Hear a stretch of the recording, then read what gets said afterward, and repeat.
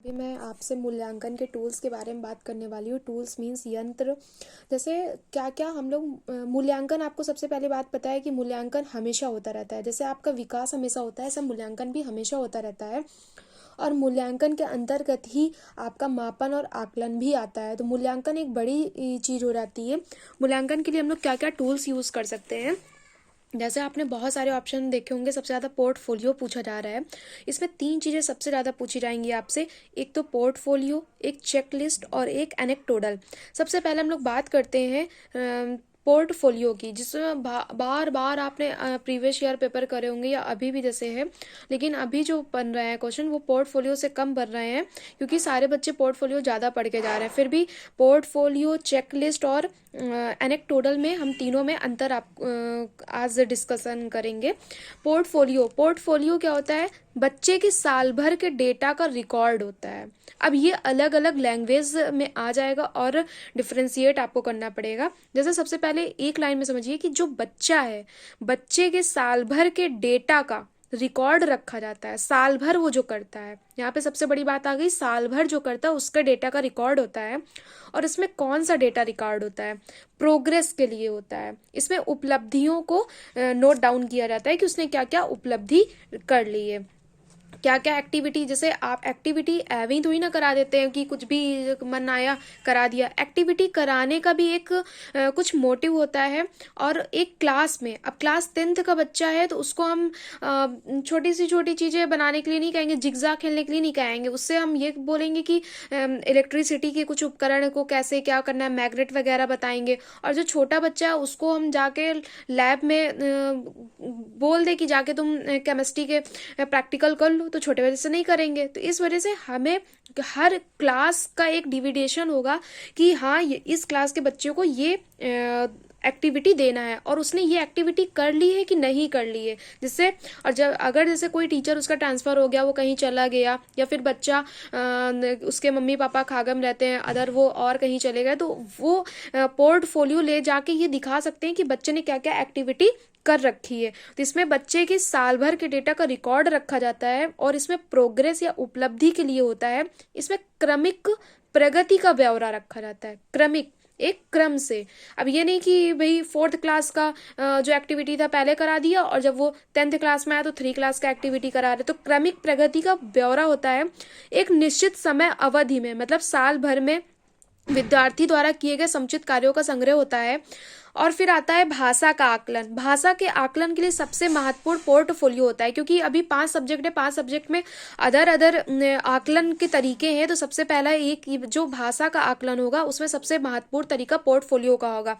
उसके बाद आते हैं हम लोग चेकलिस्ट में। चेकलिस्ट में हम कुछ क्वेश्चंस बना देते हैं, उसमें येस नो का टिक लगाना होता है। येस येस, उसने उसकी ऑब्जर्वेशन करके सही गलत का ही निशान लगाते हैं। जबकि पोर्टफोलियो में ओवरऑल डेटा होता है, जबकि चेक लिस्ट में टिक क्रॉस रहता है।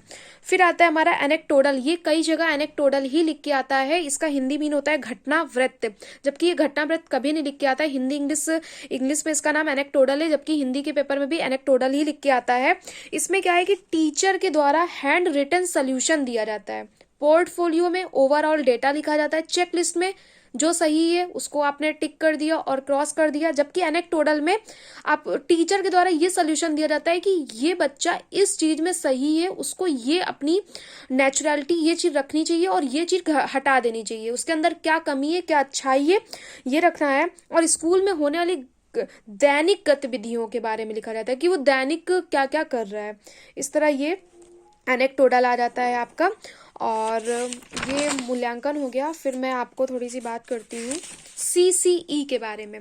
सीसीई का मतलब है कंटिन्यूअस एंड कंप्रहेंसिव एवोल्यूशन, सतत एवं व्यापक आकलन। यहाँ से हर सब्जेक्ट में क्वेश्चन बनते हैं। सतत का मतलब होता है जो आपका सीसीई है उसी में पूरी चीजें डिपेंड है, बस आपको समझना है एक एक वर्ड का मतलब। सतत मतलब निरंतर, कंटिन्यूअस। ये जो सतत होता है इसको हम लोग हिंदी में निरंतर कहते हैं, इंग्लिश में कंटिन्यूअस कहते हैं। ये एफए होता है। एफए का मतलब होता है फॉर्मेटिव असेसमेंट। फॉर्मेटिव का मतलब होता है रचनात्मक। रचनात्मक में शिक्षक और छात्र दोनों का आकलन होता है। और अगर ये स्टेटमेंट आ जाए शिक्षक छात्र दोनों का आकलन होना पूर्णतः सही है, तो बिल्कुल सही है। और एक बात याद रखना है कि इसमें सतत में जब भी आएगा तो आपको अधिगम के लिए आकलन करना है। आपने 3 प्रकार के अधिगम पढ़े होंगे। सबसे पहले आपका आता है अधिगम के लिए आकलन, दूसरा आता है अधिगम का आकलन, और तीसरा अधिगम के समान आकलन। तो जब सबसे पहले अगर आप ये बात करते हैं, अगर बीच में के लिए आ गया, फॉर आ गया, के लिए मतलब फॉर, अधिगम के लिए आकलन आ गया, तो वहां पर फॉर्मेटिव होगा, रचनात्मक आकलन होगा। और जो हमारी एनसीएफ 2005 है वो रचनावादी पर ही डिपेंड है। इसमें शिक्षार्थी सूचना निर्माता होता है, क्योंकि बाल केंद्रित शिक्षा है, तो इस वजह से यहाँ पर निरंतर मतलब फॉर्मेटिव, रचनात्मक, शिक्षक छात्र दोनों का आकलन होता है। अधिगम के लिए आकलन होता है, असेसमेंट फॉर लर्निंग इसको बोल सकते हैं, एनसीएफ 2005 इसी में आधारित है। फिर हम आते हैं व्यापक। व्यापक का मतलब बहुत बड़ा, ब्रॉड, सम्मेटिव, जिसे हम योगात्मक आकलन कहते हैं। योगात्मक, सम्मेटिव, पूरे जो अभी तक हो चुका है इसके अंदर निरंतर भी आ जाएगा, इसलिए होता है ऑफ। ऑफ का मतलब होता है अधिगम का आकलन, असेसमेंट ऑफ लर्निंग, ये संपूर्ण होता है। संपूर्ण मतलब सतत भी इसमें आ जाएगा, सारी चीजें आ जाएंगी। तो सम्मेटिव ये लास्ट में होता है। ये इस तरह हमारे यहाँ से क्वेश्चन बन जाते हैं। और एक क्वेश्चन बहुत आता है असेसमेंट एज लर्निंग, जहां पर एज लिखा होगा वहां पर सिर्फ छात्र होता है, छात्र स्वयं अपना आकलन करता है। ये बार बार क्वेश्चन पूछा है, प्रीवियस ईयर में भी पूछा जा रहा है और अभी भी पूछा जा रहा है कि किस आकलन में छात्र अपना स्वयं आकलन करता है। तो असेसमेंट एज लर्निंग, जहां पर एज आएगा वहां पर ये या तो पीयर ग्रुप द्वारा करेगा, जो उसके सहपाठी होंगे वो उसका आकलन करेंगे कि ये मतलब कितना इसने प्रोग्रेस किया। इस प्रकार 3 तरह से आकलन होता है। उसके बाद आते हैं क्रिएटिविटी एंड इंटेलिजेंस। स्टूडेंट्स क्या होते हैं? सबसे क्रिएटिविटी और इंटेलिजेंस दोनों अलग अलग चीज है। क्रिएटिविटी और इंटेलिजेंस में दोनों में पॉजिटिव संबंध है, सकारात्मक संबंध है, लेकिन दोनों एक चीज नहीं है, दोनों अलग अलग चीजें हैं। इसका मतलब ये नहीं जो बच्चा बहुत इंटेलिजेंस मतलब बुद्धिमान और क्रिएटिविटी मतलब सृजनात्मकता, कोई नई नई चीजें क्रिएट कर देना, नई नई चीजें बना देना, ये बिल्कुल मतलब नहीं कि कोई बच्चा बुद्धिमान है तो वो सृजनात्मक भी होगा, ये बिल्कुल गलत बात है। यहाँ पर सबसे पहले हम लोग इंटेलिजेंस की बात करते हैं। इंटेलिजेंस हमारी बुद्धि, और इंटेलिजेंस आपने पढ़ा होगा कि 2 प्रकार के चिंतन होते हैं, एक अभिसारी चिंतन होता है और एक अपसारी चिंतन होता है। अभिसारी चिंतन का मतलब है क्लोज इंडेड। अभिसारी को इंग्लिश में कन्वर्जेंट थिंकिंग कहते हैं। कन्वर्जेंट थिंकिंग जब जैसे आपने कह दिया कि भारत की राजधानी कौन सी है, दिल्ली, तो ये इसका क्वेश्चन बिल्कुल एक है, ये इसमें आप अपनी थिंकिंग डाल ही नहीं सकते, ये क्लोज इंडेड क्वेश्चन है। इस वजह से इंटेलिजेंट बच्चे जो होते हैं वो क्लोज इंडेड होते हैं। और ये टर्मन ने 1920 में आईक्यू के बारे में बताया था। उन्होंने ये कहा था कि ये बिल्कुल जरूरी नहीं है कि किसी बच्चे की आईक्यू मतलब उसका इंटेलिजेंस बहुत ज्यादा है तो वो क्रिएटिव भी होगा। ये इतनी बात यहाँ से हुई। उसका सबसे ज्यादा क्वेश्चन आते हैं क्रिएटिविटी से।